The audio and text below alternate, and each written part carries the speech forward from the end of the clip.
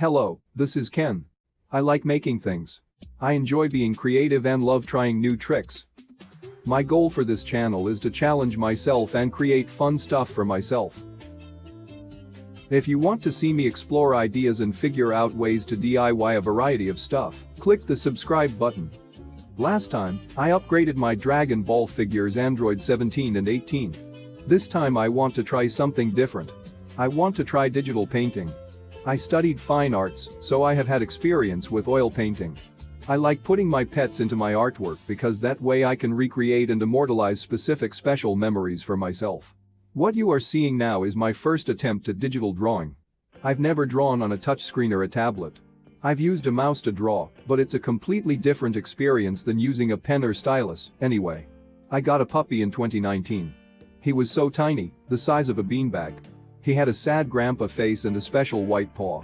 He was so cute. The moment I want to immortalize is the moment when I first held him in my car, right before heading back home. He was wrapped in his binky. Just sleeping. And then he woke up. He looked dazed and sleepy. But he then looked up and stared at me in the eyes. As if he was trying to remember and understand who he was looking at. Those eyes were so pure and gentle. After a couple more seconds of staring, he then rested his head on my arm and went back to sleep. That one moment was very special to me. It felt like he understood he was about to have a brand new adventure.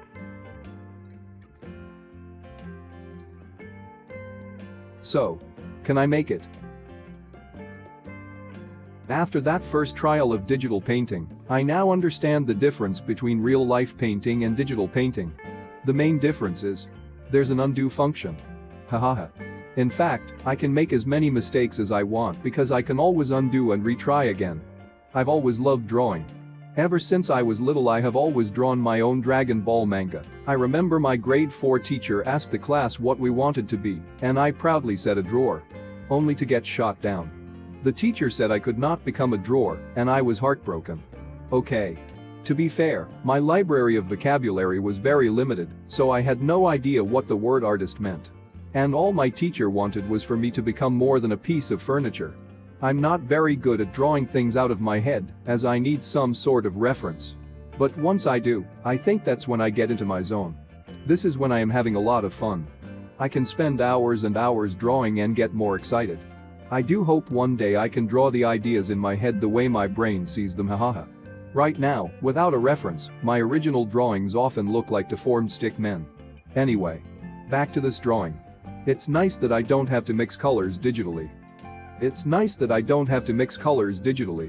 I am pretty good at mixing paint in real life, I would say, except it's usually a mountain of pigment by the time I finally get the color I want. What I learned when I studied fine arts is that don't use white as white. Never use black as black. Don't use beige as skin color, etc. What I mean is, our brain tells us apples are red, teeth are white. But in reality they are more than that. Using white to paint teeth almost never works. Even the whitest teeth are actually shades of yellow and gray.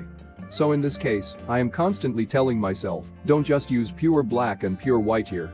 Otherwise the final result will look very flat. Instead, I try to focus on one spot at a time and compare it with its surrounding. Is this area lighter than the area next to it? Anatomy-wise, does this part sticks out more? It's a constant battle between my eyes and my brain. What my eyes see may not be the same as what my brain thinks. So I have to make sure I trust my eyes more than my brain. However, the opposite is also true. My brain is also constantly telling me that the overall composition will alter how one views the colors. For example, I know the puppy ear is glowing pink. But in reality, I need to use a dark brownish color.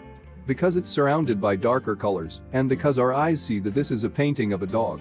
Our brain will then proceed to see that color as glowing pink. I hope that makes sense. Hahaha. Other tricky parts are the very dark areas like his arms. I have to add extra definition back to the arms, otherwise I would lose the form.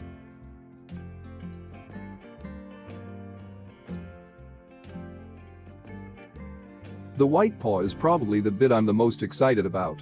I must nail this part perfectly. Unfortunately, this was also the bit where I struggled the most. Because it's a white paw. It took me a while to get it to look white, but also look like it's a three-dimensional paw that's made of flesh and fur. The good thing is, this is a digital drawing, so I could erase and draw over it again and again until I'm satisfied.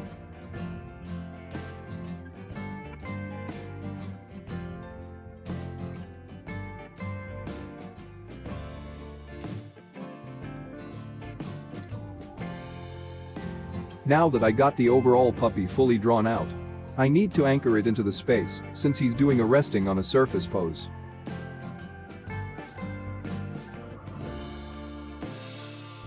I decided to give him a table to rest on. You can see me just trying different kind of brushes here just to see what kind of effects I can achieve.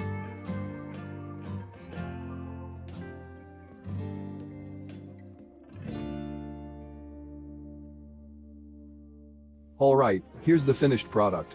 I've decided to use this as my wallpaper. I'm proud of this drawing. Especially since this is my first time drawing digitally with a stylus. If you ignore the test trial I did, I do wish I can expand my drawing skills and be more loose. If it looks exactly like a photo, then what's the point, right? Hahaha. Maybe next time. Anyway, hope you enjoyed this video. Give this a like and leave a comment if you want.